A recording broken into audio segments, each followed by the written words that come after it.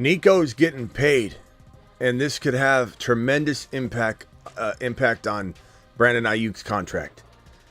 And we've got an Instagram post from Brandon Aiyuk that was hours before, so either completely unrelated or maybe he heard through the grapevine that Nico was closing in on a deal.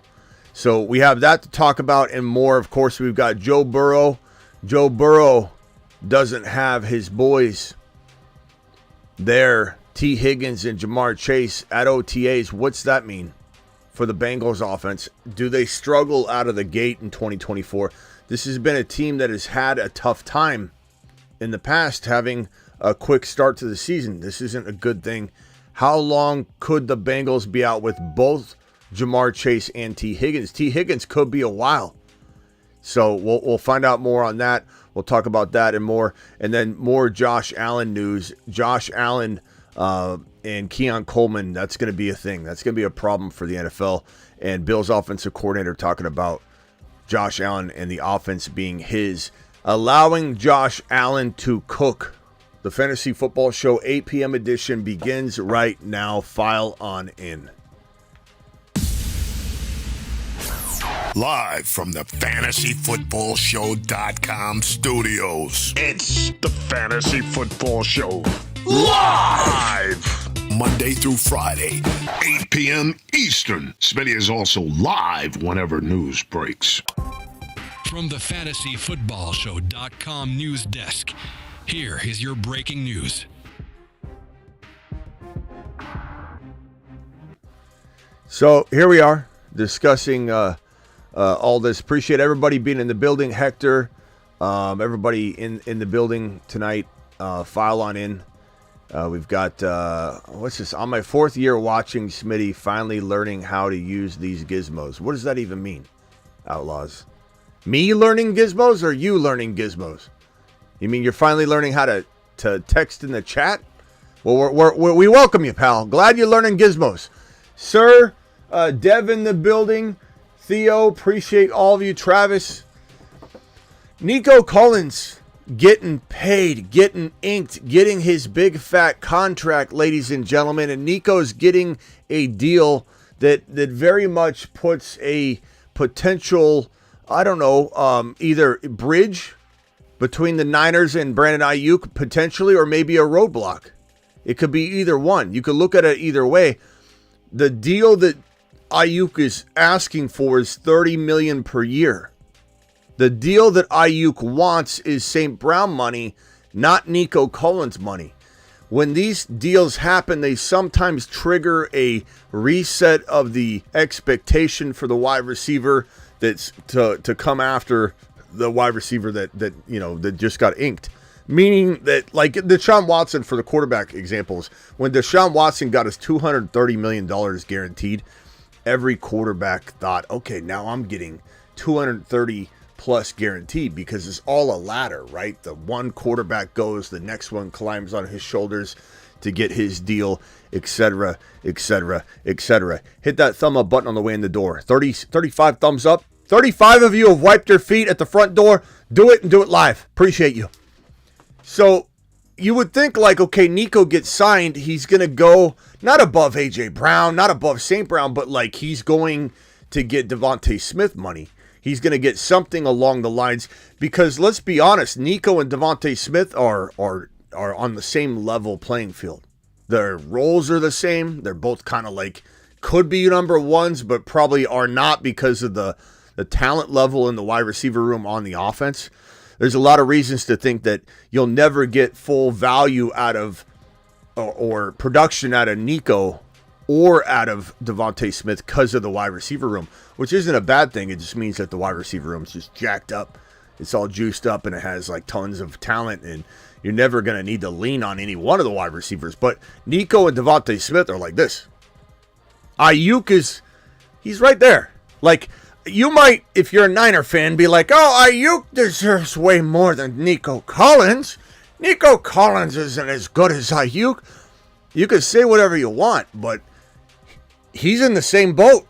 Aiyuk's not the number one wide receiver in San Francisco. He shares the role with not only a plethora of talent, It's like divided up even more. But Nico is in a very similar role as Aiyuk. They're both have almost equal counterparts. Tank Dell is just as good as Nico Collins. Although now you got, like we saw a couple comments already saying, and imagine everybody thinking Tank Dell was the one. He's not up for a new contract yet. They're not trying to give Tank Dell a new deal. So Nico getting paid before Dell, those casuals making those comments, they don't know what in the hell they're talking about. Tank Dell is he's brand new. He's going to remain on his deal a little longer. What are you doing back there? So Aiyuk and Nico, they're the same. They're the same. Devontae Smith and Aiyuk, you could easily argue the same monster. Nico Aiyuk, Nico Dell, this is a triangle here. Okay, they're all the same. And they need to be given similar money. This is not that direction. And you got to ask yourself, does this reset the market as one deal or does it not? And in this particular post by I'd love to know the translation that everybody has in the live chat. So drop your translation. Bear in mind, facts on the table here.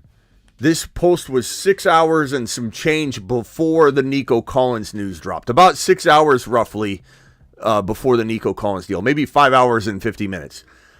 And you got to wonder, did he have a inside track on this? Did he know this is potentially coming? But he posted this. I'm way too hungry to be splitting my food up like that. I don't understand. This definitely feels like a jab at the Nico deal, but it was preemptive. So did he know? Does anybody believe he knew? Or is this something else entirely? I'm very curious what you guys think about this Instagram story.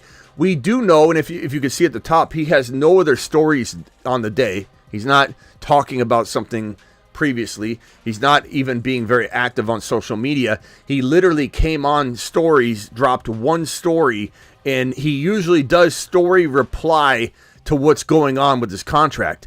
When John Lynch came out and had a press conference saying, very good talks, everything's good and underway, as soon as John ended the press conference, Aiyuk posted a crap emoji, a turd, on his stories saying that what John Lynch had talked about was trash and it's a turd. It's a big dump. It's a bunch of bullshit is what he said. Remember, Money Talks Bullshit Walks on his Instagram stories? That was all in response, immediate response to his coaching staff. You got to wonder if he got an offer and this is his response to it. There's something coming downstream that we're going to hear about as to why he posted this, or he had some kind of lead on this. Aiyuk was at McDonald's, just didn't want to split his chicken nuggets with friends. Maybe Andy Reid was there. He saw Andy Reid divvying him up, and he's like, I'm not doing that. Andy Reid gets, he gets into the chicken nuggies. But I would love to know what some of your interpretations of this are. Let me see if any of you dropped anything. I'll put it on here. I think we're in a wide receiver. Okay, that's not response. Let me see. Anybody got an idea? A guess? Put it in the chat. And I'll try and put it on screen. So tell me what you think that response is to. So Nico getting his deal again. For those that aren't aware of what the contract was, it was $72.75 million extension, max value of $75 million, 52 in guaranteed money, much lower than the 84 guaranteed to AJ Brown. So, it's crazy to think that we went backwards so much. And that's a lot of money. No one's saying that it should be at 84 million guaranteed. But if we're talking, about the numbers and how it translates usually and grows and heads downstream, not backwards, this is going backwards. This is going quite a bit backwards. This is going back to the Ridley deal, essentially. Ridley getting that 50 million guaranteed range. And then now you're looking at Aiyuk saying, okay, hey, I want 70. If AJ Brown's getting 84, I want 70. And Amon-Ra St. Brown, his deal, which was an absolute glorious contract. Let me see if I can get the St. Brown money on screen here. I had that. I think I have it in my... I think I'm going to send it to me this way. Here we go. St. Brown's deal is $30 million annually. 16.5 signing bonus, guaranteed at signing 34, but a total guarantee, which is the main number we're concerned about or any player should be concerned about. Not about how much per season. How much you guaranteed? The total guarantee, $77 million. A.J. Brown, 84. St. Brown, 77. Now, I've got to say, it doesn't matter what either one of us think or anybody watching. Aiyuk thinks he's as good as St. Brown. I can tell you that right now. Whether we believe it, agree with it, doesn't matter. Because guess who's the one that says, yeah, go ahead and let's do that deal? Aiyuk. And Aiyuk believes he's St. Brown. I don't think this one single individual contract that just got announced for Nico Collins, which may or may not have to do with his Instagram story post, which was 7 hours on my screen here. It says 7 hours, but when I looked at it, it was up for at least, I think, 5.5 to 6 hours before the contract announcement of Nico. Is this guy responding to that deal, responding to a deal he received that has no relation, and will this influence him? I'm going to say one deal won't reset the market. If, let's say, he did sign something similar to this, it would potentially reset the market for future wide receivers, T. Higgins, anybody else that could be looking at a deal. I don't think Aiyuk is going to fold anytime soon. I think this is going to be a lot longer, lengthy process than anybody imagines, unless the Niners change their mind. And the Niners say, let's overpay. We screwed up. We did it the Niner way. We waited on it. We let him get way more expensive, and then we folded and came in and signed a $70 million guaranteed deal. Look, I truly believe that Aiyuk will fold to a degree. If you say you're not going to be 30, you're not going to have 77, but we'll give you 70, even. 70 million guaranteed. Guess who's walking straight to the bank? Aiyuk. He's going to fold to $70 million. He doesn't need to be higher than St. Brown. But is he going to be in the 50s guaranteed? Is he going to take what Nico took, which is great for a regular Joe like me or you, but this is a regression of what we're seeing with the elite wide receivers. And $52 million guaranteed is not going to work for Aiyuk. He needs something more along the lines of 70, something in between. And the Niners, I do not believe, will even partake in that kind of discussion, which is why we may have seen, maybe this is what this is in response to. I don't know. But this does look like something geared toward the team. I don't know. It could be something totally different and unrelated. There's definitely no for sure way to know unless he clarifies it or something comes out. Anyway, that Aiyuk story post says no. We have no facts on that. That's just speculation.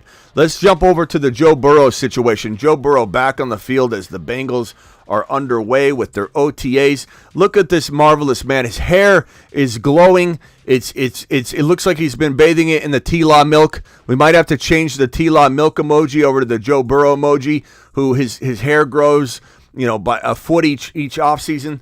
And then of course we have this piece of news here that's a little bit unfortunate in relation to Joe Burrow, and everybody knows what I'm talking about at this point. Where is the damn thing when you need it? Here it is. Missing at OTAs. That's not the one I was going to show. I had another graphic that I was going to put on screen. I believe it was... Where is it? Here it is. Adam Schefter, I believe. Yeah, Adam Schefter. No Jamar Chase, nor T. Higgins at the start of Bengals voluntary OTAs. Now, a very important word is voluntary. It's voluntary, but T. Higgins is said to be a guy that's nowhere near close to coming back, and he's going to push it to the limit, as the song says, because he wants to get paid. Now, the question will be, will the Bengals have a new outlook on the contract idea or talk, or maybe go back to him and say, hey, the ball's been in your court. We gave you that offer, that really bogus offer a long time ago, which he apparently didn't counter because it was so low, according to reports. Maybe they say, look, you saw what Nico got. We offered him $50 million guaranteed maybe. I don't know what the deal was. I don't think anybody has the exact deal. But, hey, what do you say this Nico deal makes you rethink signing a long-term deal with us? And let's extend you, pal. Let's get you in the fold for the long term. And that would hurt Burton's value, but I'm fine with it. I want Burrow to have security. So we'll find out if there's any ramifications, lateral impact from this Nico deal that also cements in the market. If Higgins signs $55 million guaranteed, guess who's getting no more than $58, $59 million guaranteed? Brandon Aiyuk, unless he waits it out, plays on his fifth-year option. So these contracts, they really are tied together, no matter if one's ahead of the other. But how worried are we for Joe Burrow? We have no T. Higgins or Jamar Chase at voluntary OTAs. Not too worried yet, but if this thing lingers in quite a bit into the summer, there is a problem. Your likelihood of injury goes up as you hold out every week into the mandatory stuff. Voluntary, not too worried. You always like to see it, right? You want them out there playing, but not worried about voluntary OTAs. We're not worried about Bijan. We're not worried about Kyron. At least the smart ones aren't worried about Kyron. The other players sitting out, not a big deal. Even Kraft, down to Kraft. There's a lot of players that you may not see until later. I'm not worried about those players. I am, however, worried about Aiyuk. I am worried about Chase. I'm worried about Higgins. I'm worried about any wide receiver. CeeDee Lamb. Worried about Dak, the connected pieces. Joe Burrow. I'm worried about being out of touch and out of sync with your entire unit once you come back to play ball.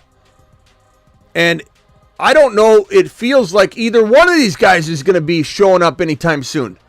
I hope to God the Bengals know what they need to do. I hope to God that Bengals know what the Eagles are up to, and they watch carefully. Look at the Philadelphia Eagles signing both their wide receivers, bringing in Saquon Barkley, spending cash money. They know what they're doing over there in Philly. Roseman knows what in the hell he's doing over there in Philly. Let's maybe try and replicate that here in Cincinnati. Let's at least pay Jamar Chase. We don't need T. Higgins, and let me be honest, I don't think they need him this year, but I don't think they need T. Higgins. I think Burton could be the guy. I really do. I'm not even worried about T. Higgins. T. Higgins never overly impressed me. I like him, but he's never been an elite wide receiver one. You put him in Buffalo as the number one, maybe he could have, but guess what? I'd rather have Keon Coleman than T. Higgins straight up. Oh, Smitty, are you serious? I own T. Higgins in 3 leagues. This can't be correct. Well, unfortunately for you, Steve, this guy, Keon Coleman, is looking like a monster. The same guy, might I remind you, Keon Coleman, that is working out with CeeDee Lamb. The same guy that's taller than CeeDee Lamb. The same guy that looks pretty much the same build as CeeDee Lamb. These are both monsters right here. And Keon Coleman is going to cook as a rookie and be the second best rookie redraft wide receiver in fantasy football. Let him cook. Let him cook. Let him cook. He's doing it live. This guy's getting ripped. He's getting shredded. He's getting his footwork down. He's playing. He's working harder than anybody you find. This is what you want out of a hungry young wide receiver that's trying to grab a hold of a job that's wide open. The target share for Keon Coleman in Buffalo is wide open and readily available. Keon Coleman could become one of the biggest stars that people don't quite see coming, even they know he's walking around and making waves a little bit. It's like, yeah, he looks pretty good. I just don't know if he, holy shit, is that Keon Coleman? Yeah, you know what, I really liked him back in the preseason. Yeah, right, you did. You've just been.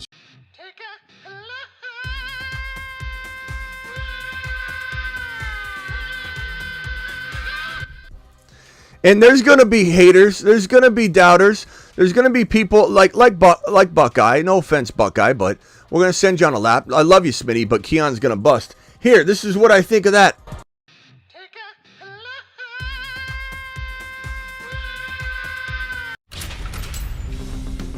You've just been Smitty disapproved. Take a lap. Take a lap. Take a lap. Take a lap. Get lambed. That's what I think of that. That's what I think of that, Buckeye. I'm sorry, pal, but you're the one putting the receipt out there. Anyway, Keon Coleman going to the moon. And this kid's drive, determination, and opportunity in quarterback can't be better. There's no receiver in a better situation than Keon Coleman. There's no player in a better situation than Keon Coleman, minus Marvin Harrison Jr. Justin Herbert, why hating have a different opinion? What are you talking about? Who's hating on anybody? He said, I love you, Smitty, but he's going to bust. And I said, take a lap. Are our feelings really that hurt, Justin Herbert?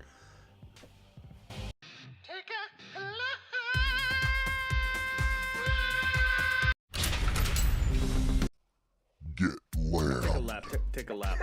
Take a lap. Take a lap. Muy mal. Alert. Stand down. Wrong. Muy mal. Come on. Where were we? Keon Coleman to the moon. Josh Allen to the moon. Josh Allen. Oh, I didn't even got to the Josh Allen part. Wrapping up the Bengals situation, it's worrisome. I'm not going to lie. I'm not super excited about what's going on right now in Cincy. And the longer it drags out, the more concern I'm going to have for injury and continuity. And for a team that has historically been pretty slow out of the gate. And we're going to sit here and try and hope that this works differently. Maybe the secret sauce is to not have anybody show up until the last second and run on the field and play. I'm not saying Herbert or Burrow's a bust or Chase is a bust or anything. I'm not avoiding Chase really at all. I'm just saying the longer this goes, the more conversation we need to have about it. If let's say Chase doesn't show up for a while, then he does need to be talked about. Right now I'm not worried about it too much, but this is keep it on your radar. As for this Josh Allen piece of news, Bills offensive coordinator Joe Brady said that at the end of the day, this is Josh Allen's offense, which you could say is a weak comment, coming from the OC. At the end of the day, I'm on a leash. Josh Allen's walking me like a dog is basically what he's saying. But you know what? This is like LeBron. This is like, Jordan. This is like any situation where you've got this player that's polarizing. Aaron Rodgers, in a sense, that is really in charge. Tom Brady, Josh Allen is every bit that type of polarizing figure in Buffalo to where it is his team. And you need to let him cook with Keon Coleman. Let him cook. They're cooking. They're doing it live. They're cooking together. And look, it's crazy to think that I got the wrong screen up. It's crazy to think, and we could talk about Eagles any time of the day because they're cooking too. They're absolutely going to explode. NFC champions, in my opinion. Very close call. You've got Atlanta rising. You got the Niners if they're healthy. You got Detroit repeating what they did. Of course, there's players in this. People are going, Smitty. I like the other comment from what's his face. I like your Smitty, but the Detroit Lions. Anybody can. It's close. Okay, it's close. Just relax. But Josh Allen is going to cook.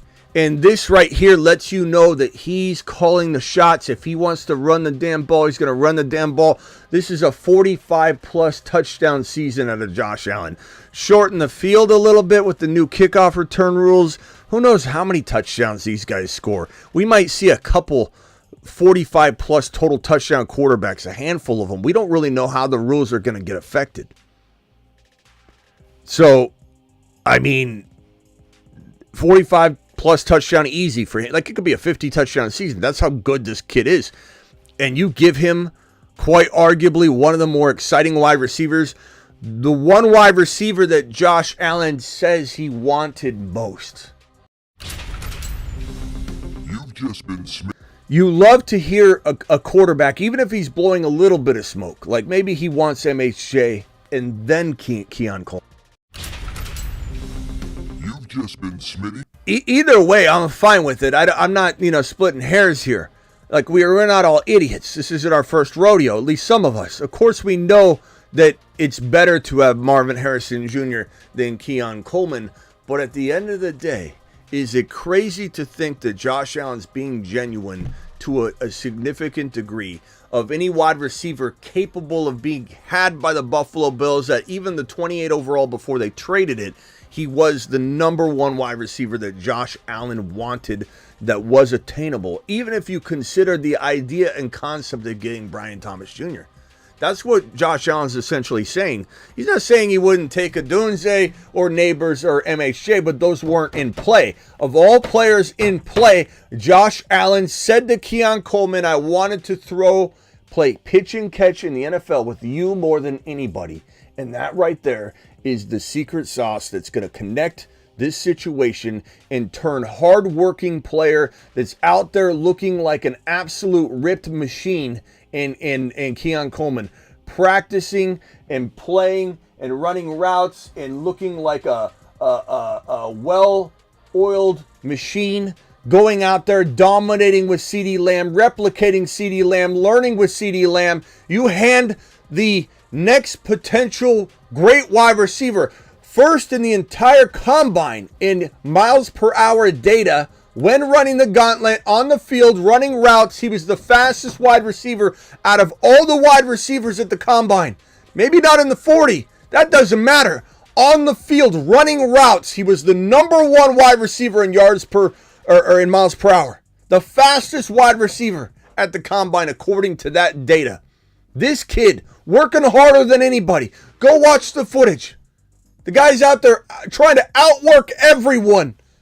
I have a feeling this moon man extraordinaire is going to the moon. The moon man dropping loads in outer space. He's not here for nothing. This isn't an accident. Space Moon 6. And this guy Tank Dell with the news of Nico getting his deal, this is only more solidified that he's a moon man in 2024. Because everyone's going to be talking up Nico. Everybody's going to be talking up that situation and that contract. Guess who's going to drop 1, 2, 3, 4, maybe 5 draft slots? You saw him right there. The moon man dropping loads in outer space.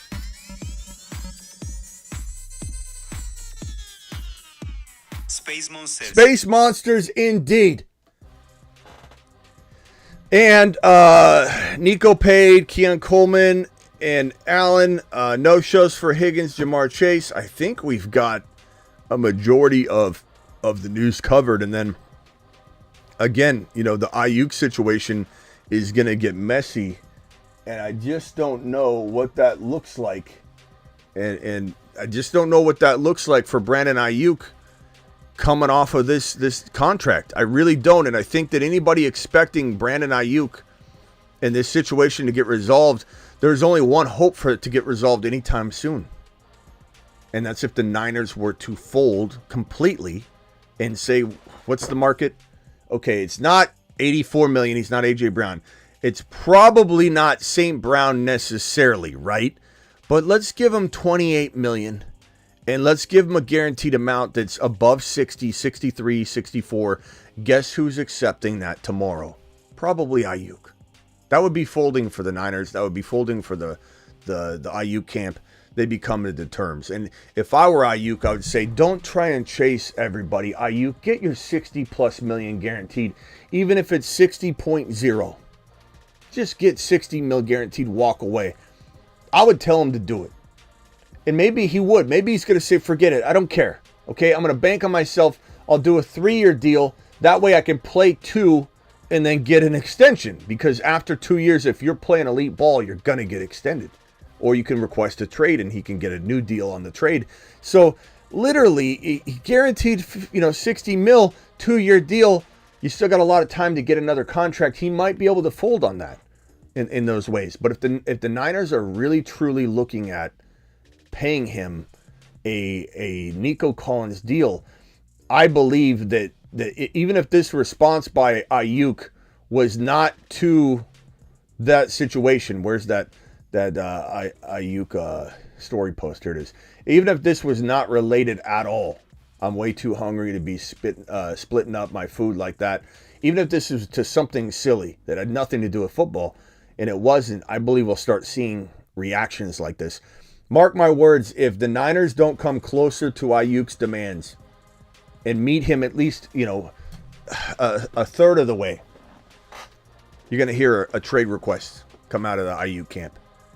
And like I've said before, trade request doesn't necessarily hit that thumb up button. 65 thumbs up. Hit that thumb up button. We got 170, 180 people popping in and out of YouTube. We only got 65 thumbs up. Wipe your feet. Do your boys solid. I believe that Aiyuk will request a trade, but as I said, even if he requests a trade, the more likely player to get traded feels like Debo.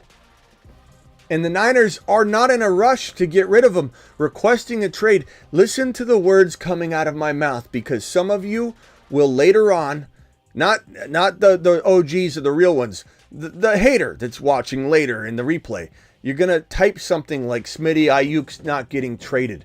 Who said he was getting traded? Well, you did. No, I didn't. Did you rewatch it? Why don't you go rewatch it, come back and tell me what he said? Well, you said he requested a trade. I said he requested a trade. Did you hear me say he'd get traded? No, you didn't, because you jumped the gun. I said he requests a trade. I said Debo's the more likely player to get traded. There's still a real good shot that the Niners do nothing. They say, I don't care what you request. I don't care what you want. I don't care that both of you don't like that we draft Ricky Pearsall in round 1. You're going to go out there and win a championship if you can. And if you can't, we're going to move on from one of you anyway.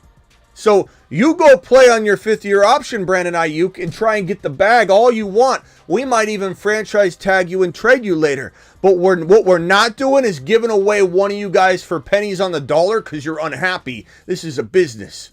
And that's what the Niners play hardball like that. They're not going to fold and get rid of somebody because they're unhappy. That's what the Chiefs did with Tyreek Hill. That happens all the time, not in the Niners situation. The Niners don't get pushed around. They may make bad decisions. They may drag their feet all offseason. They may botch the entire offseason re-signing of Brandon Aiyuk, which could have been handled on day 1 when free agency opened up and they were capable of re-signing him. I would have taken care of business in the beginning and signed him to this deal you just saw Nico got. This is the deal that you would have had Aiyuk say yes to in a millisecond if you did it at the jump. Probably less, $50 million guaranteed on the penny. But no, the Niner way has to wait. The Niner way has to wait and let the prices get jacked up into the moon. And then you can't do a deal. Now you're handcuffed, and now you look like the bad guy too. Makes no sense. But what the Niners won't do is fold. So if people think I'm saying Aiyuk's getting traded for nothing, that's not the case. Do they want to potentially get rid of one still? Probably. I don't care what John and Kyle say. They probably do. It's posturing. Phone lines are open. Call into the show. Call into the show. Call into the show. The addict.shop phone lines. Lines are open.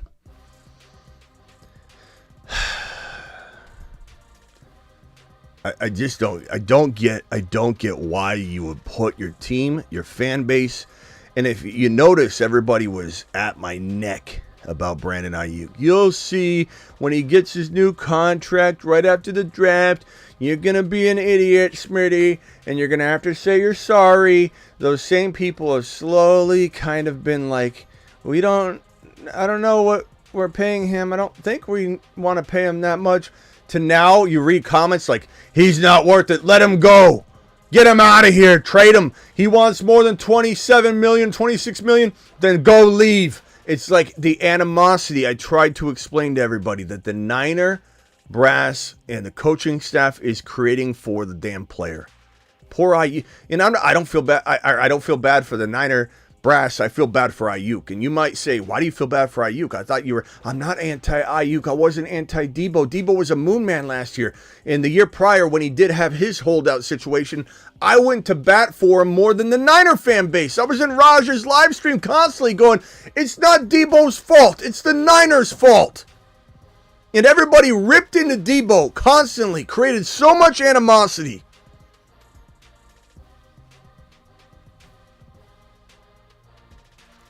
Yeah, Ricky Pearsall, if he gets a shot, you can replace Aiyuk with Ricky Pearsall at least an 80% ability, like to replicate and replace him. And anything that doesn't get replicated, you divvy up around the rest of the team, and it's fine. Like I know he won't go out there and be Aiyuk, but he'll go out there and be an 80% version, and you don't lose the other 20%. You're redistributing that to the other wide receiver pass catching room. It's simple. But replacing Debo is not as easy. Debo is a special kind of heart and soul of this offense. He's a yak yardage monster. He's a wide back that's designed into the offense. What are you going to do? Throw Pearsall into the wide back role? I mean, I'm sure he could play it to a degree. Aiyuk could play it to a degree, but no one's better at playing wide back than the originator, Debo Samuel. Created by Miami, Mike McDaniel, and Shanahan together, they created the wide back role. This specific role that you see Achane deploying over in Miami from a running back perspective. That's why Achane's protected into tons of volume, is because he is the architect of the wide back, Miami Mike McDaniel, one of the authors of it. At least 50%, if not more, ownership of the wide back designed architect role that is being used in Miami by form of Devon Achane. That's why Achane's so protected, and I'm not worried about Wright. I'm not worried about Mostert. We need Wright and Mostert so that Achane can play wide back.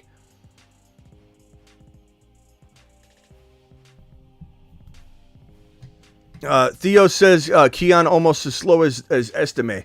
It's Estime, and second of all, Theo, you couldn't just put your foot in your mouth any further than that, because he's the fastest wide receiver at the combine, Theo. We just told you. What would make you say something like this? What would make you say something like this? As slow as Estime, he's the fastest wide receiver in terms of gameplay. What is going on, Theo? What are you watching? What, you haven't been here for a long time anyway, and I can tell.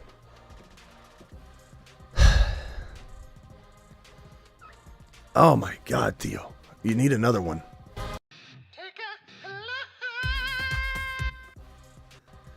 It's unreal. It's unreal. God, I don't know what to tell people anymore. Iceman, appreciate your space. Ricky in the building. Let's see here.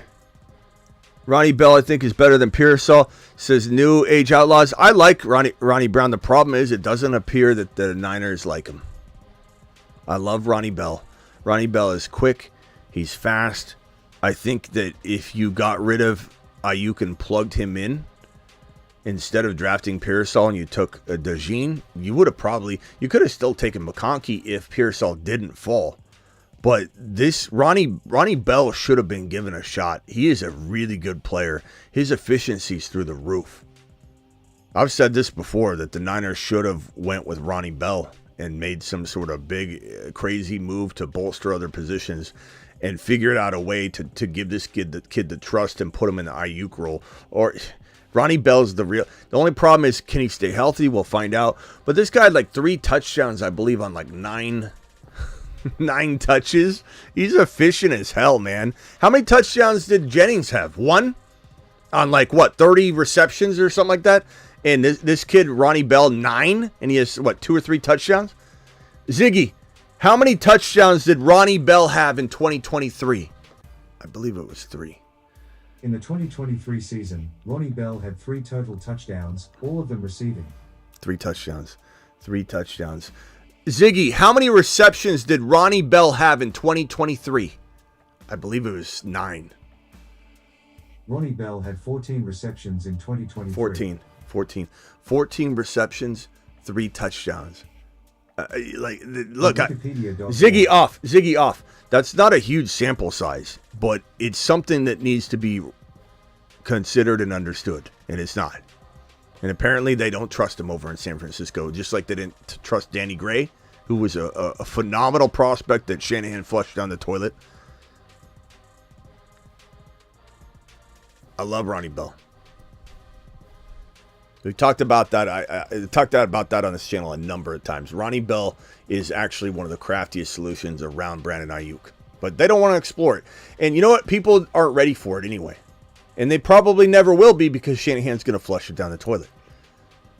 But that's the way it goes sometimes in fantasy football. You know, hey, Ronnie Bell, or hey, Trey Lance never worked out, as if Trey Lance failed. As if Trey Lance has ever even had a shot to fail. Oh, that Trey Lance didn't work out. Oh, that Ronnie Bell didn't work out. We'll never know. There's no failing that happened. Trey Lance didn't fail anything. He was failed. And it's laughable when people think he busted, because he didn't. Travis, you're live. Hey, Smitty, what's going on? What's up? What do you hear? What do you say? Yeah, real quick, you're right that there's a lot of guys we could go throughout the years that just never get the chance. You know, whether it's an injury and then that just sidetracks them, or wrong system, or the coach, you know, doesn't like them because he can't get the blocking scheme right, so he never gets a chance to get carries or receptions or whatever. That stuff happens quite a bit. Yeah, it's great. It's crazy when you think about it. Even when you look at somebody like Tom Brady, it's like if Tom Brady or Kurt Warner didn't go into the game the moment that they went into the game, you know, beginning of the year, you know, got that free reign to take over, no pressure, nobody, you know, lurking over their shoulder. Yep. Like, who the hell knows how it would have worked out? Like, could Tom Brady have never been, if that specific injury never happened at that moment in time and Bledsoe got hurt? Or it would Tom Brady have eventually been he's so good and hungry, he would have climbed up somewhere at some other point. I don't know. Like, you don't know. It's insane when you think about it. It's crazy. It's also weird when you think about like a player like Emmett or Barry or somebody that never suffered like a huge injury in the midst of their big part of their career. And you wonder what would have happened if they would have tore their Achilles tendon. And, you know, you see all these other players, especially running backs, never have recovered from an Achilles tear to be a top 10 running back. You know, it's just crazy when you think about the happenstance and, you know, luck and all that stuff that goes into it. It's wild. It's a wild thing to kick around. Oh, yeah, that's like, this is going way back, but I can't think of his name now. The Bengals drafted that running back really high. Like, this was like 30 years ago. He got hurt right away. He was never healthy. It was one of the biggest busts. Oh, yeah. Not Achilles Smith. Not Achilles Smith. No, I'm thinking, what was his name? Someone will know it in the comments. But What was his name? I'm blanking out on his name too, but, you know, I want to say Keely because it's the quarterback. But, you know, there were a couple, like even Beanie Wells for the Cardinals, it falls into that vein. You know, Beanie Wells for the Cardinals. There's a lot of the guy for David Wilson for the Giants. Remember him? He was going to be an absolute monster. yeah. A lot of guys that fall into that bucket. But yeah, who was that Bengal running back? Somebody throw the like 1990. Yeah, somebody throw that name out. Who's the Keely? I keep wanting to say Keely Smith. Yeah, it's like damn it, Kawam. Somebody throw it out. I don't know why I'm blanking out. Trying to look it up. Let's see if somebody. Not Green Ellis. No, we're talking about Kajana Carter. Thank you, Kajana Carter. Yes. Thank you, there we Silver. go. I knew Silver would bring it home. Kajana Carter. Yeah. Ben Jarvis He was Green. awesome. Ben Jarvis Green Yeah, Ellis. Justin Herbert. Come on, bro. No, Ben Jarvis Green Ellis is the guy we're thinking of that was going to be a top 1 to 5 running back. Come on, Kajana Carter. Yeah, Robert Edwards had a really good year as rookie year, but he wasn't a top 5 guy. Yeah. But Kajana Carter was like playing beach football. Kajana Carter was supposed to be like one of like the top 2 or 3 running backs in the league. You know, that stuff happens, man. Beanie Wells getting hurt. He was supposed to be elite. Mm-hmm. There's a ton of them. There's a ton of them. Yes. And I was actually calling about the Burrow thing, and I was saying earlier in the chat, and in the movie and Marsman chat thing too, that for the most part with OTAs, I don't blink much at anything unless it's like an injury thing, and it's like keep an eye on it, and then once it gets later, you know, then it starts to worry me. But this situation could be a little bit different, and like I wouldn't worry so much if Burrow wasn't hurt last year, because on top of on top of, like you said, when guys push their contracts deeper and deeper closer to the season, you know, it seems to affect them, whether it's just mentally, physically, whatever. But on top of it, we want Burrow coming back, having a nice, clean, healthy season, getting back to what he was. And, you know, like you said, you start piling too many red flags, and there's a little worry there. You also have, I'm not really worried. Yeah. You also have, when you have inexperienced receivers, like they could put, like if it was to get further, you know, obviously in shorts and t-shirts or pads and shorts or something, you're not going to be putting your quarterback at risk, but you are going to be making your quarterback, you know, maybe make throws or do different things that he normally would do, and it won't be smooth. You know, you want to have it all smooth sailing right now. You want Burrow to be connecting, good throwing motion, not having to throw a ball where it needs to go, impossible throw to make because the receiver's running the wrong route and he's throwing his arm out. Like, I just want it to be smooth. And the problem is you have two wide receivers, the top two wide receivers, both in holdout mode, and it's not like one is. So it's not like any other situation when we're like not too worried about, like you said, and at a glance I still am not, because one of them could show up immediately once the voluntary turns into mandatory, but there's still a shot both of them do not show up, and there's still a shot that one of them doesn't show up until the 11th hour, and that probably would be T. Higgins, I would imagine, because T. Higgins is not under contract at all. Jamar Chase will have to start showing up at some point, but I actually believe the Bengals are going to extend Jamar Chase, and it won't even be an issue. It's a matter of like how long does it take to get it done, but I don't think him getting his contract will be an issue.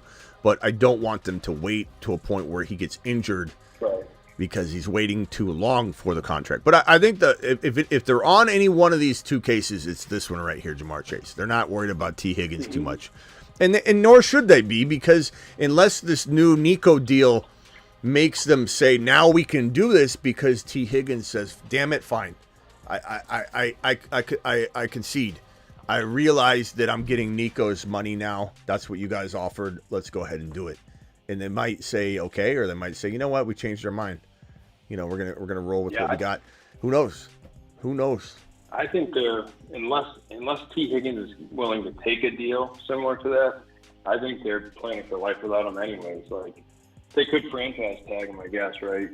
Eventually, but if he steps out or whatever. Donnie says why they're kind of moving towards it. Donnie says, why the hell is Jamar Chase sitting out? He's not up for a contract yet. Yes, he is. He's in a contract year. He signed his fifth year option. They picked up. Right. So of course he's in a contract year. What are you talking about? Well, Donnie, don't doubt, Donnie. Don't do the doubting, okay? You let someone else doubt. You just you just enjoy the show. Kick your feet up and just listen. We talked about that.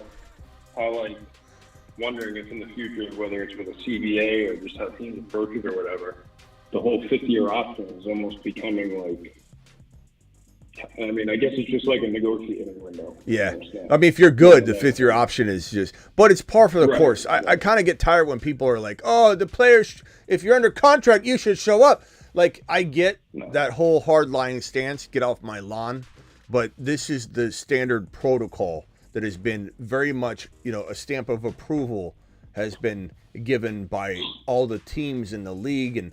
And a lot of times this helps the team out as much as it helps the player. Nobody wants to get rid of this notion of extending players on their fifth-year deal. Teams do it so they aren't facing losing a play. Like, think about Dak right now. Dak is going into his last year of his contract. He can't be franchise tagged. He can't be traded unless he approves it.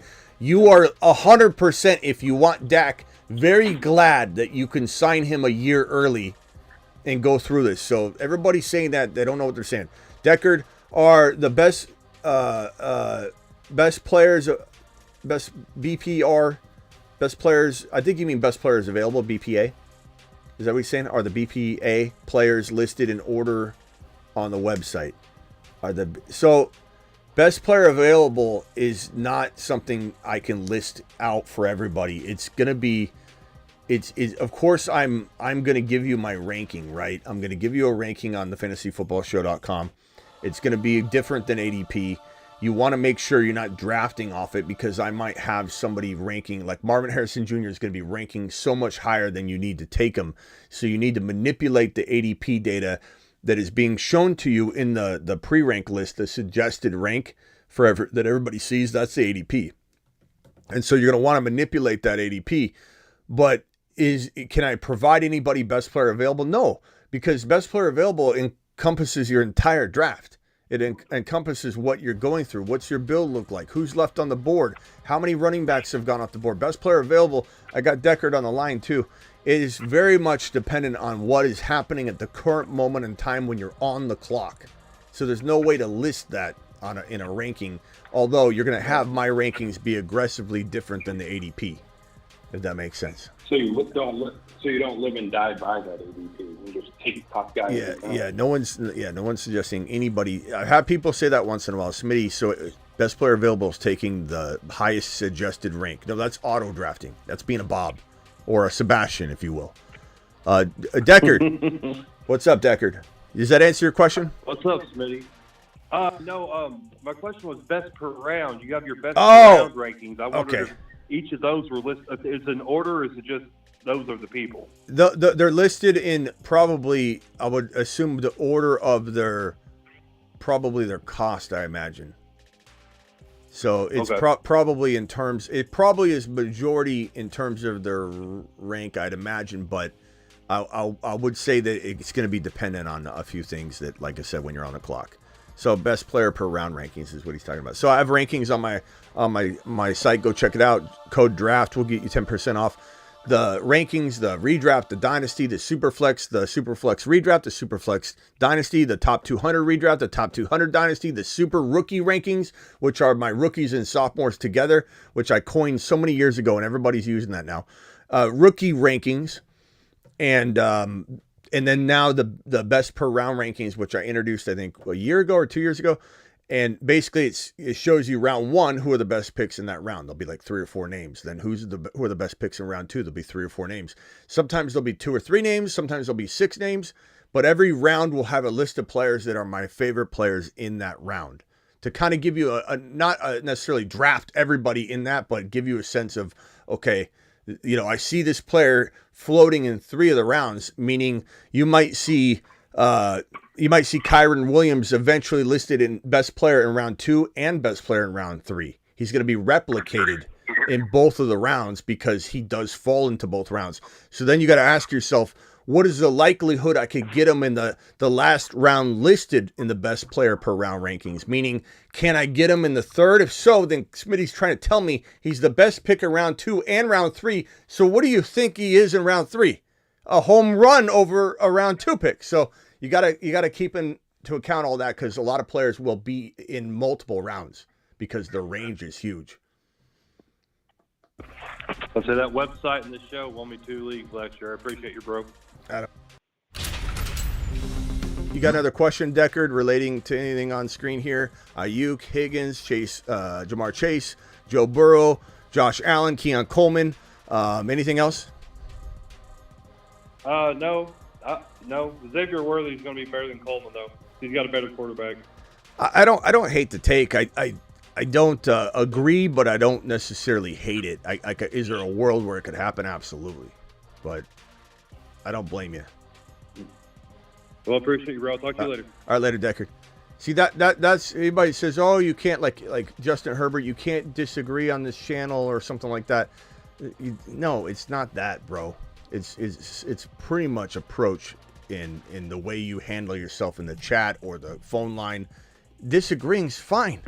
Not to mention, I can agree to disagree like I just did there. Definitely could happen. Like Worthy being the number 2 receiver in redraft at all the rookies certainly could happen. But, do I bank on it over Coleman right now? No. And Sick Nasty, thoughts on a Doomsday projections, points jumping to 137 to 168. I don't know that I mean, what are those numbers on Underdog? Like, what do we do? I don't know. I don't have any.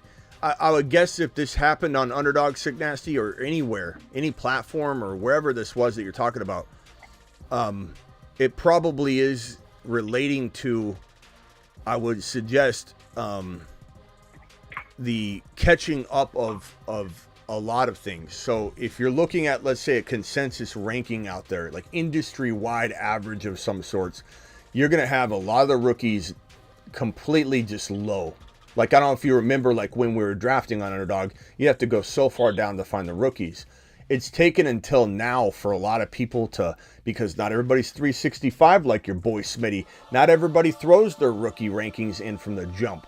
And so you got a lot of people catching up to finally take account for the landing spots. We're literally in May, and people are taking this long, like almost a full month, to actually respond. So depending on where you're looking or what you're talking about, there's finally somebody, catching up, and a majority of people together are pulling data and projections and all that up. So wherever you're looking at it. Aren't the rookies projected 0, like right up until the draft or close to it? Yeah, a lot of them are, but people just come to the realization that they're real people. And honestly, his landing spot's not great, so in some cases they could maybe not go up as much as you think, but that's probably all it is. But yeah, Doomsday, and it depends where you're looking, weekly winners, and I don't know if those projections are different or whatever, but hold on, let me get these super chats out of the way, then I got Mark Cleveland on the phone, and then I'll come back to Travis. Thank you, Decker, for dropping that. Pete with a super chat. Allen or Hurts, who has more fantasy points in 2022? Pete, are you still here? I'm going to say Allen. I love both of them. I literally could go back and forth, and if you gave me 2 leagues side by side, and they were both at 3.1, and I had to take, I didn't like anybody else around. I would take either one. Like I'm taking Hurts in the 4th round because I can. I'm taking Hurts at the bottom of round 3 every time because I can. But if you told me, hey Smitty, there's nobody that you're gonna like in this 2-3 turn at 24-25 overall, I could easily take either one of those quarterbacks, and I don't care what anybody says. Oh, early quarterback, I don't care. I'm the biggest early quarterback advocate, and I'm also late quarterback. JD5 is my boy.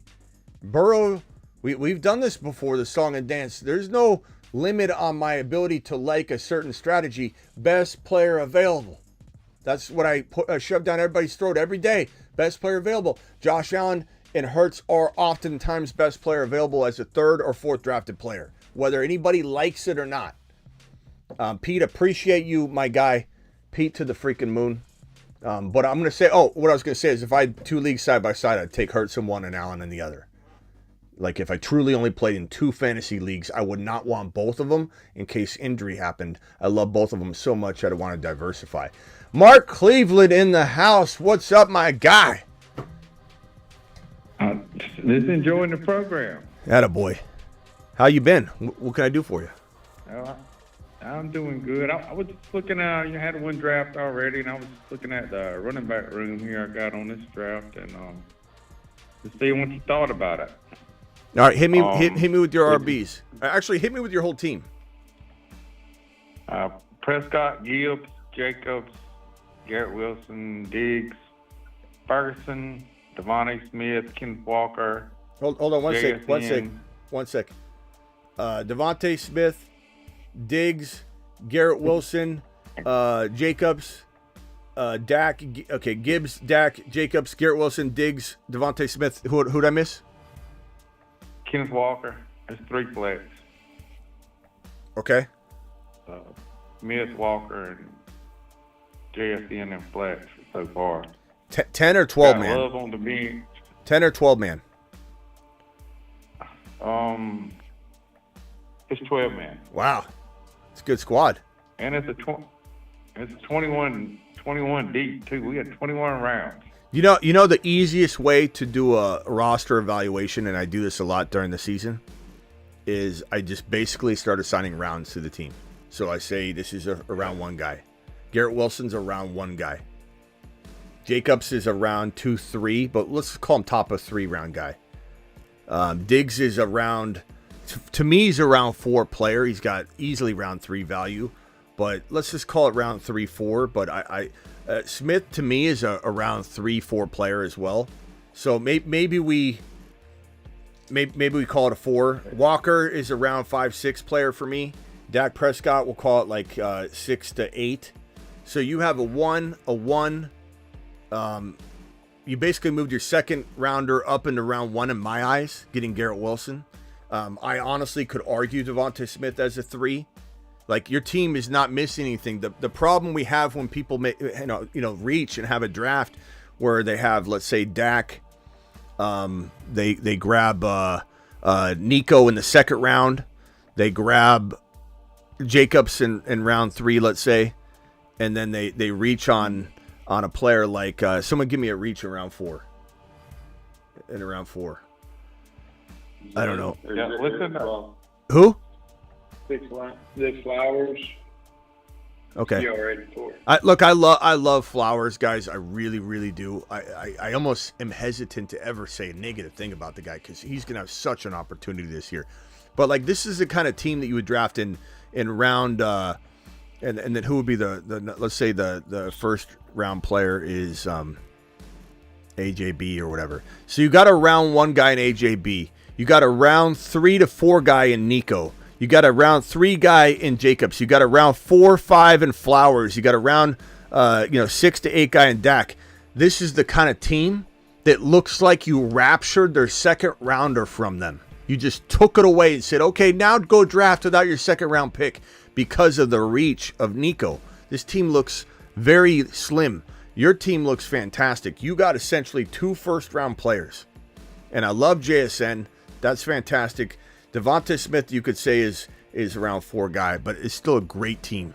You didn't have any holes. I think I got Smith in like the 5th or 6th round. He just kept falling. I couldn't believe he fell to me the last time. Yeah, nice job. I got Jordan Love also, and I was wondering if I need to try to trade him for a better player package. Problem is, like, who's trading for a quarterback right now? I don't know.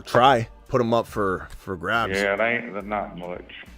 I got Trey Benson on the bench, and there's a few interested in him. But well, why don't you just sit on this team? I mean, like, I definitely entertain offers, but like, why don't you keep the security of having Love and Dak together? Because you might be starting Love over Dak at some point. He's that good. You don't know. And then you got Benson. Keep him on the bench. Wait for that value to, why sell him at his lowest? You wait on him. He's going to be a top 10 running back. JSN could be a top 12 wide receiver. Walker might get replaced by Benson or JSN, or if you're starting all of them because you're a flex, whatever. I like Walker a lot, though. Yeah. Make sure Charbonnet isn't out there to cuff. I got Charbonnet. Okay, so you're good. Like, I don't know that I'd be like making a move unless you can turn. I love this team. I turn the two QB room into like a Hurts or a Mahomes or a Josh Allen, but that's gonna be hard to do. But I like the squad. I'd maybe trade Diggs out. Gibson? What? Is Gibson worth keeping? Antonio Gibson. He's okay. On the bench? He's okay. Who could you pick up? Not nobody in this 21 round thing. Well, then the answer is yes. Keep him. Unless you can get like a. He's not bad. You'd have to give me a list. I don't know. We got 9 players on the bench. So. And this is redraft or dynasty, you said? 10 players. It's a 3-keeper league. 3-keeper league. So your keepers are Gibbs, Garrett Wilson, and then who the hell knows? I mean, it could be Benson if he became that good, or it could be I don't know. We'll see. Could be Jacobs, just because it's not a dynasty league. So if he's amazing in Green Bay, you're gonna want him back for another year. You'll be fine. You definitely have some. Picked up Marshawn Lloyd too for backup. Yeah, you're good, bro. You don't have to force anything. Don't go trading Love just to trade him. If you could upgrade Diggs using one of your quarterbacks, I would. Because my guess is that you could probably pick up like a Cousins or somebody like that at some point during the season to use as your backup. So I would trade Diggs and Love, or Diggs and Dak, to get one bigger monster player, like an elite wide receiver. Try that. That's what I'd try.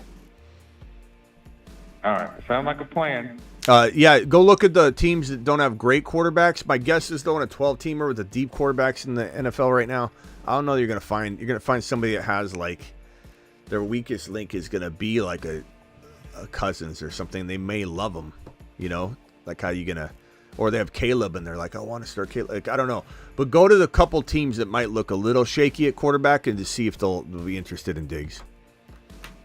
Yeah, I was fortunate. I kind of picked toward the end of the draft, and I got Gibbs and Garrett Wilson back to back. So Yeah. All right, man.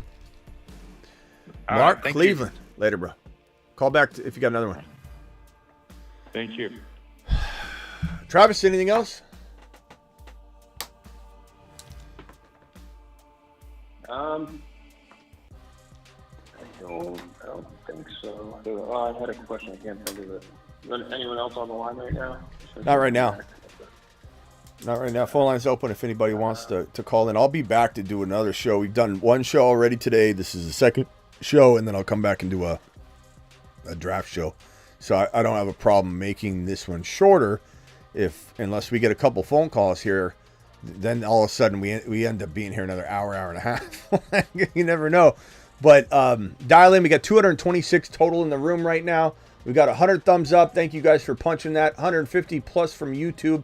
We got 70 or 80 from Twitter. We got I don't know how many other. We're doing good. We got a full phone line potentially available if anybody wants to dial in. So dial in. Bob's dialing in. Sebastian's on the line. Bob, you're live. What can I do for you? Which Bob is this? Chargers fan Bob. Oh, this is John from the chat. John, what negative thing do you have today? What are the realistic expectations for Musgrove and Kraft? Musgrave? And Zach. What was that? You mean Musgrave? That's correct. Luke Musgrave and the other tight end Kraft, and then Zach Ertz and Sinnott. What's the timetable for them to go from zero to hero? Good question. I'd say Kraft is injured right now, and they're saying he should be ready for training camp. So he's going to be, or he could be. So he's going to be a little bit behind.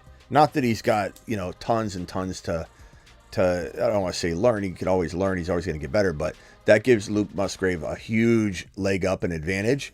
And Musgrave was metrics-wise better than anybody in the tight end draft class, even over Laporta and even over Kincaid in terms of like some of the metrics that everybody looked at, size and physicality. This guy's a monster, man. And he didn't stay healthy, but a lot of rookie tight ends don't have a fully healthy year or a full, like look at Hawkinson, his rookie year. It happens, man. And so, even Kincaid didn't quite have the year you wanted. Tight end is the last position to evolve fully to where it could just jump into the NFL and explode. It's just it's not ready for that. And I don't know if it ever will be. Probably eventually will translate quicker and quicker. Laporta did right away.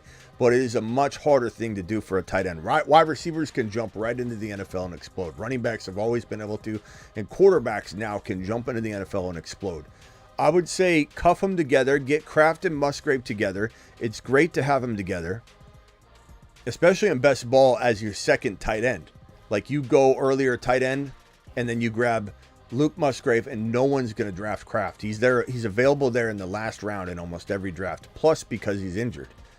So I love him in best ball, more so as that second tight end, but Musgrave could absolutely be a top 10 tight end in 2024. And he's got a much better shot at being the starter right away because Kraft is injured than Ben Sinnott does. But even though Ben Sinnott might not have everything under control right away, keep in mind, he's been building tremendous rapport with JD5 as they've been in rookie camp together, and he's been one of his favorite targets. So we've seen Sinnott and JD5 chopping it up, man.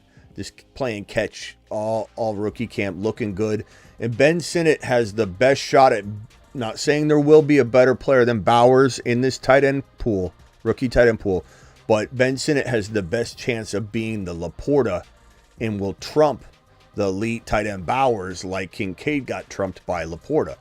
So I don't know. I mean, Sinnott's a bigger project, but they're both really good. Luke Musgrave and Ben Sinnott both capable of being top 12 tight ends, one of which could easily be a top 5, top 6 tight end if everything goes correctly for them.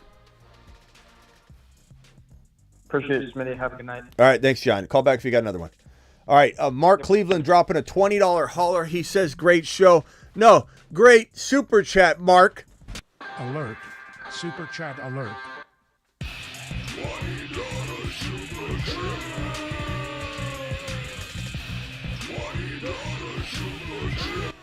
Mark Cleveland coming in with the straight fire. Appreciate you, Mark. Sebastian, you're live. Smitty, I think this is the year that Jamar Chase finishes as wide receiver 1 overall. I really do think so. Could happen. Despite all the noise, I mean, contract year or not, I really do think he is a wide receiver 1 this year. It could happen. It's going to be nice if he'll come to show up and play early on, though, bro. You know? I'm not saying I don't like it. I want to see him show up. Yeah, of course.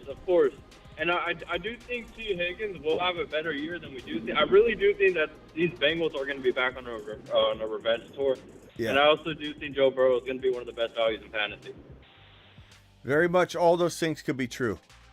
I mean, that's why we don't have him on the pancake stack for nothing. The stack above all stacks. But, exactly. But you know, Burrow and Chase and Higgins and Burton and everybody involved, they need to work together early on because Burrow's coming back from injury. So if we don't want a slow beginning, keep in mind Joe Burrow, he was like QB, QB 30, 31 or he was something. Like a bottom 4. He was awful the first half of the year, and it sucks to say that, but it was true. And people were benching him, you know, in week 4 or 5 or whatever. They were like, I can't do it anymore, and you couldn't blame anyone, you know. And Joe Burrow did get on his horse. He did start balling out, and he's certainly one of the best quarterbacks in the National Football League. And he's got the offense that can absolutely deliver 40+ passing touchdowns, all to Joe Burrow's name. 100%, but there is a history of you know, leaving you hanging that is a little bit hard to shake when you could stare at a Jalen Hurts or Josh Allen in round even 4 or Mahomes. I'm not saying I don't love Joe Burrow in 7. He's one of my favorite round 6, 7 guys, no doubt about it, at quarterback. But I'm certainly going to take Hurts or Mahomes or Josh Allen ahead of that option if I can pull it off in the late 3rd to early 4th round. No doubt about it. And Mahomes is going in round 4 pretty steadily in underdog. Promo code Smitty will be drafting tonight. Hit that link I'm dropping. It's in the description of every video, including this one. And then the link is right here. If you guys want to get 50% on your first deposit all the way up to $250 and draft tonight, hit the link I just dropped in the live chat. We'll be drafting tonight on underdog. So I just can't pass up on Mahomes at round 4 or 5. He's going in 5. Like a lot of the times Mahomes is sitting there in 5. It makes no sense to argue about, but I can get so-and-so in round 7 or 8. Who gives a shit? You're getting Mahomes around 5 and you want to keep looking for bargains? I don't care how many Easter eggs you find in round 7 and 8. You grab the big cojones in round 5. And the same goes for Hurts. If Hurts is round 4, there's no sense in talking about what other values might be downstream. But you're not always going to land those guys. You're going to get sniped. And in those cases, guess who's waiting to cook in round 6, 7? Joe Burrow. And I love that too. JD5 and Joe Burrow, that's a good combo. You know, you can get those guys pretty easily together. Kirk Cousins and Penix Jr., you can get both those guys together late as your QB2. I'm not afraid to draft 3 quarterbacks. These people that say, I never draft 3 quarterbacks. Watch. I'll do it every time. How did it work out for people that had just Burrow and Aaron Rodgers last year? Or Anthony Richardson and Joe Burrow? Or Anthony Richardson and Kirk Cousins? Or any of the combination of quarterbacks that got hurt? Quarterbacks get hurt all the time. And the quarterback position was decimated last year. You'd think out of every year, coming out of any year, this would be the year people go, Smitty, and I am hearing it, but in a grand scale, Smitty, you're right. Quarterbacks, you need to invest. You just need to. How many teams do you know won? Dak was the outlier. Dak was so good last year. A lot of teams won with Dak, and rightfully so. And you could say JD5 is my Dak this year, potentially. You could say Burrow is the Dak of this year because he's going around 6, 7. No doubt about it. But aside from that, how many other teams do you know of? And maybe you know of a couple, but how many teams did you have that won it with a lesser quarterback than that? Most of the teams that I had that dominated had a Josh Allen, had a Jalen Hurts, had quarterback of that caliber. And you could say that Stroud's up there now too. No doubt about it. Lamar's up there, but I'm drafting the big dog any chance I get in round 3, 4, 5. I mean, the data backs up what you just said. Really, the 3 quarterbacks is what's really won a lot last year. I was looking at some of the data, and yeah, that is true. So is 3 tight ends. 3 tight ends, 3 quarterbacks. Not oversaturating your wide receiver rooms. Too many people kept hearing, you got to get wide receivers. And people take like 9 and 10 wide receivers, and they all lost. You can't have 9 receivers. You cannot have 9 receivers in a best ball draft.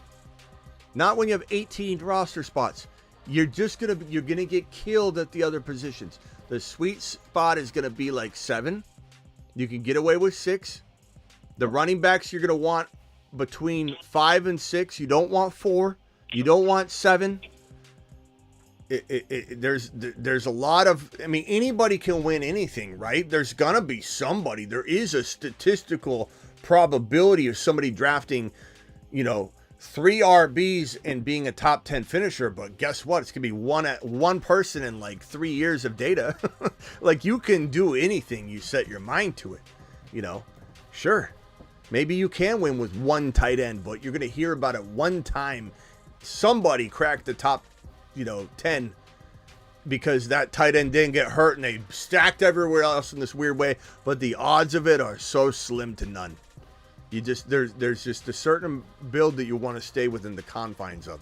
But don't let anybody tell you can't go 6 running backs and kind of risk the biscuit with your wide receiver room. A lot depends on your wide receivers. If you've got a ton of solid wide receivers, like you took, let's say, St. Brown, Deebo Samuel, Devontae Smith, Cooper Kupp, Keon Coleman, and you have this 6 amazing wide receivers that are all getting volume. You probably are more apt to be able to go heavy at another position. Just because you have the numbers doesn't mean anything. What do those players look like? What kind of consistency and likelihood of targets are they looking at? Then that also comes into your build. Who else is in the room? All of that. That's why I don't like data cemented into people's minds. Like, oh my God, like if you see the data, it's, 4 out of the 10 teams that make the top 10 in this tournament, they went wide receiver, wide receiver, wide receiver. So now all of a sudden, everybody says in order to win, you got to do this. Well, you know what? What about the people that had AR5 go down, that had this guy go down, that had that guy go down, and they would have been better than all of those teams because they built a certain way and they just got stuck with a huge injury. Like that stuff happens. And the data won't tell you that.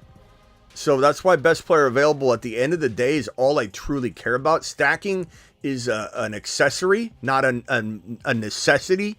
And it should only be done when it makes sense. I stack all the time. I put Hurts and Devontae Smith, Hurts and AJ Brown on the same team constantly. I definitely stack, but when people act like you can't win with the Joe Burrow with no Jamar Chase or Jamar Chase with Joe Burrow, like you take Hurts and Jamar Chase and somebody goes, you're not gonna win. You can't win with a naked Jamar Chase or a naked Jalen Hurts. You can't win, Smitty. You just can't do it. I call BS on that, and I don't care what the data says. Can't win with the wide receiver 1 or the quarterback 1. Good take. Yeah, like who's to say? Like Jalen Hurts. Anybody see the data I pulled up? I think I still have it right here. Let me see if I can put it on screen here for Jalen Hurts. I think I might have sent it to me. I might have sent it to myself this way. Let me find it. Jalen Hurts. This is hilarious when people say you can't have Jamar Chase with Jalen Hurts. Look at this game log. Aside from week 1, quarterback 19, Hurts was QB4, QB9, QB6, QB3, QB2, QB5, QB5, QB3, QB11, QB2, QB6, QB24, QB5, QB5, QB10. He was a top 6 quarterback 1, 2, 3, 4, 5, 6, 7, 8, 9, 10, 11 times.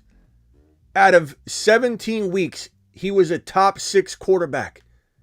You don't have to worry about getting the odds of you getting all this right at the same time. The odds of you having Jamar Chase and Joe Burrow be the top quarterback and beat out Jalen Hurts still is not as easy as you think. So give me Jalen Hurts with Jamar Chase all day long. I'm not going to avoid it and say, I can't stack that way. It's ridiculous, bro. Like, over a per-game basis, wasn't Hurts better because of his consistency than just Allen? Like, there were some games where Josh Allen, like, he busted. I mean, again, it depends on if you're playing weekly. Like, there's so many other factors, too, involved. But Hurts was a machine. All right, anything else, Sebastian? No, I'll catch you later tonight, all right? All right, later, bro. Rock out. You're live. You know who takes Collins in the second round? A Kyron and Achan hater. No, the auto draft. Oh, Sebastian. You just missed him. You just missed him. What do you think about the Miami stack? The running back stack? I like Hill. Oh. A-Chain. Yeah, let me tell you when I like the Miami stack. This is what I call my my ones and my twos. You know in basketball you'll have your one team and your two team. You have your ones and your twos. You'll have one of your better players that plays with your twos sometimes because you want to have, when you're subbing in and out, you want to have that second team go in and just be an absolute machine of it all on its own. So what I would do is, let's say I have Jalen Hurts, okay, and I have Tyreek Hill. Okay. Later on, I'm drafting Tua, so now I have this alternate stack that's not reliant on my number one quarterback, but can step in whenever that needs to step in. That's the way I stack the Miami Dolphins. I do not stack Tua to be my number one quarterback. This is like a sub-stack of sorts. Tua is a great value if he's your second quarterback. Yeah, Along the no doubt about it. His ADP is low for the numbers he puts up. Yeah. Really? And this is a phenomenal way to deploy that. Because you're not relying on Tua to be what everybody would want him to be, and he fails to do it or whatever, be consistent. And if he goes down and gets hurt, you're getting the stack so that when time comes, he has a 4 or 5 touchdown game, and Hill has 2 or 3 of them, and Hurts has a 2 to 3 TD game, but nowhere near the yardage. This guy has 400 yards. Or sorry, I'm running it in the wrong place. So 2 or 3 touchdowns goes to Tyreek Hill. Let's say 4 touchdowns, which is going to happen with Tua, in a 400-yard game, and he's going to outscore Hurts like a madman.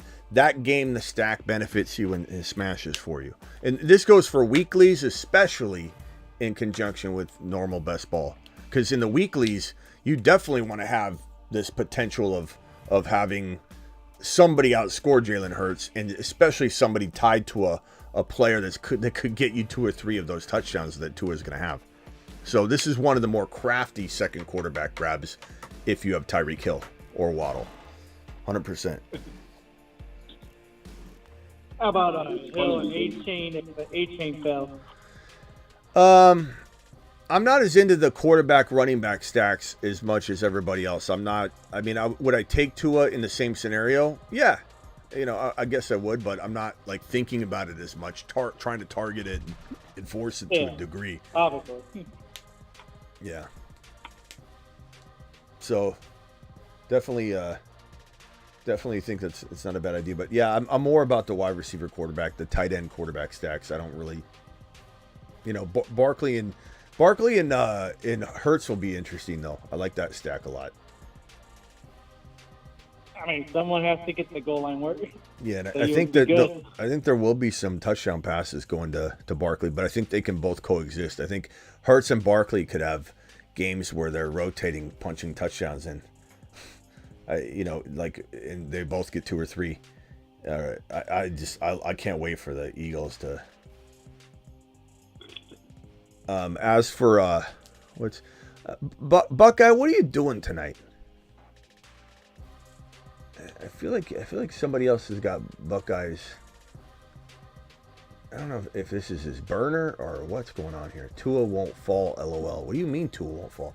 Tua's got an 80. He's got an ADP of Ben 118 overall, Buckeye.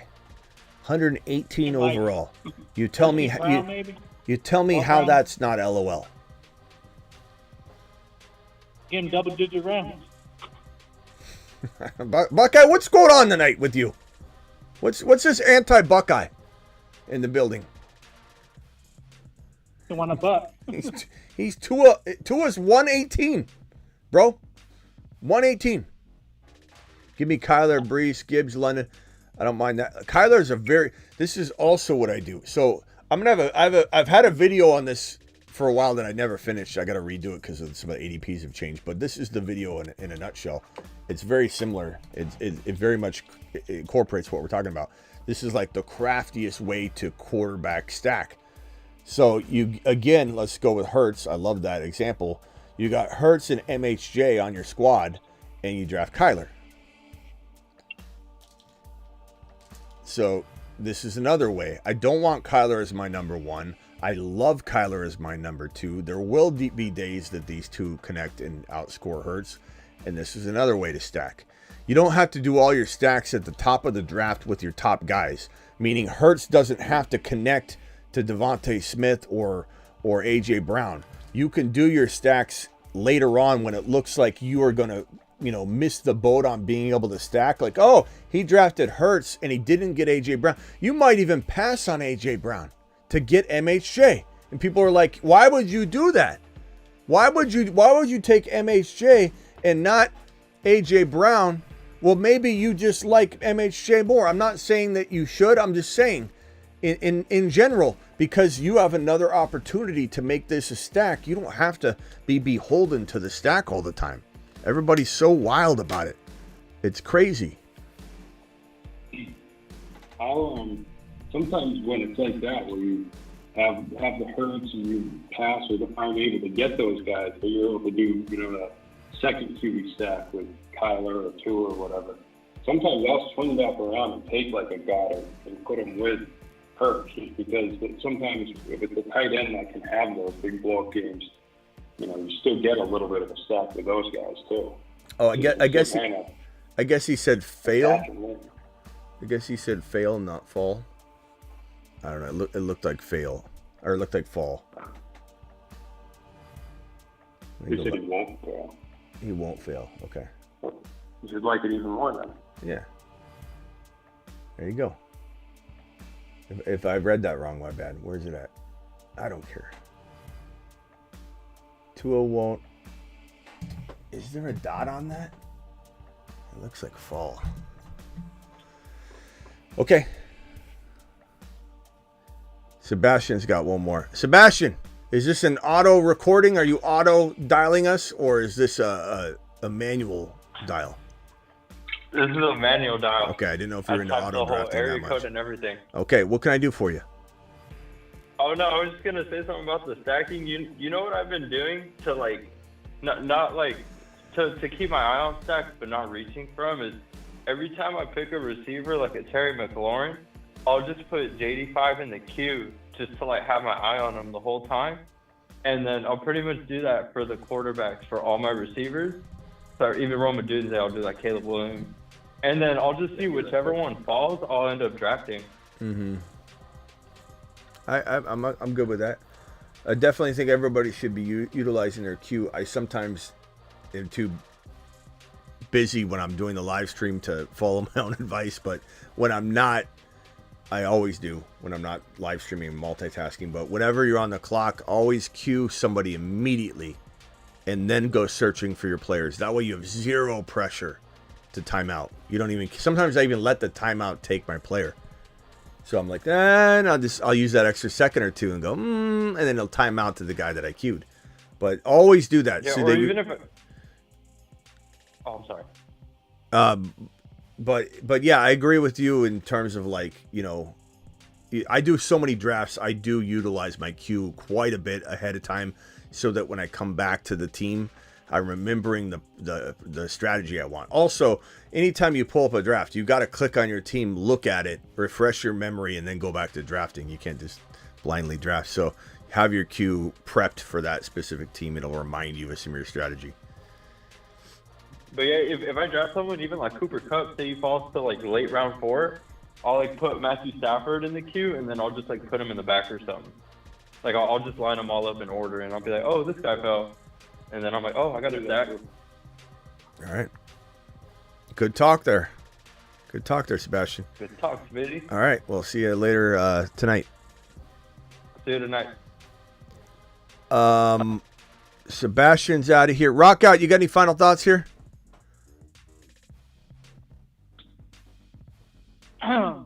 Yeah, I guess. Buckeye's calling to bash Keon Coleman. Call in again, Buckeye. Let me get you on here. I don't know that we had a couple calls at the same time and I didn't get everybody added. So Buckeye wants to call and bash Keon Coleman. So we'll wait for you, bro. Call in right now. I don't know why you would bash Keon Coleman. And for anybody wondering why I'm being so hard on Buckeyes, because Buckeyes coming anti everything right now. So I did assume he was saying Tua will fail, which honestly I'm not a big. He says Tua won't fail. I'm worried about Tua getting a concussion. So it's not about failing as much as will he be upright. But go ahead and call in, Buckeye. Come crap all over Keon Coleman. Enlighten us why he's garbage. Why Coleman's garbage?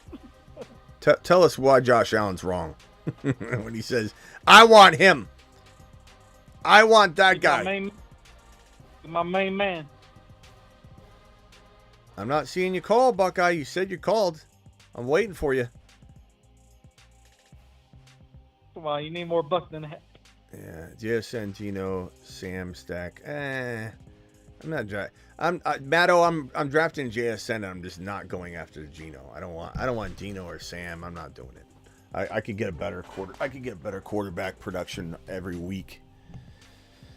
I mean, as a third quarterback, could I take Gino because I've got DK or JSN? Sure, it wouldn't be that tough for me, but I'd rather have Kirk Cousins and Penix Jr. Yeah. I don't see him call. He's not calling. He says he's called, and I don't see him in here. He's not doing it. Oh, Buckeye! Waddle and Pittman Jr. What about it, Cap for life? All right, boys. Well, he's not calling. I'll see you boys tonight. 8 p.m. About midnight or a little after midnight Eastern, maybe. Maybe at midnight. I always try and get there on time. But we'll see. All right, later, boys. See you then. See ya. All right, we'll see you, Smitty. Later. See you later. Appreciate you. Bye. All right, we are out of here. Thank you all for participating in tonight's show. Thank you to my super chatter, Sick Nasty, Mark Cleveland dropping a 20 wad, Deckard in the building, Pete in the building. Let me see if there's any benchmark celebratory messages. I don't see any.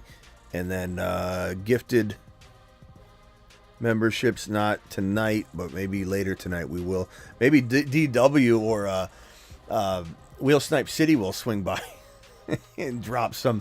Wheel Snipe City dropped the most super or gifted memberships we've ever had in a live stream. I think it was 350 of them, which was absolutely bonkers. It was crazy. It was an absolute magnificent evening.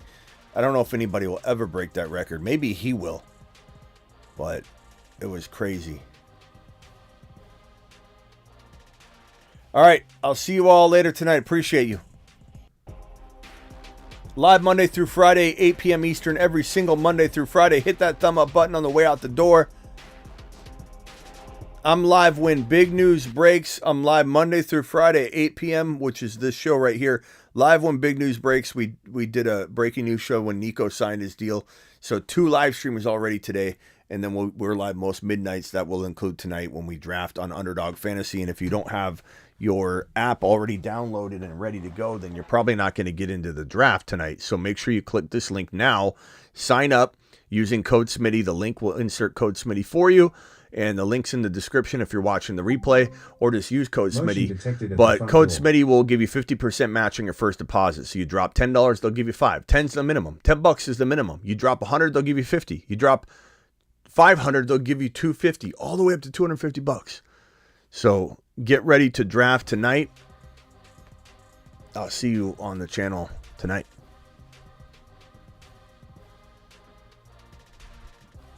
He's Kyron, he's 7 feet tall, and he knows how to handle a ball. He's Kyron, he can take frowns and turn them upside down with his touch. We interrupt this program to bring you a special message from the Bruce's mother.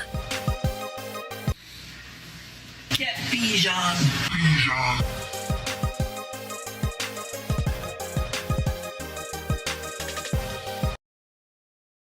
Hi, my name is Bijan Robinson.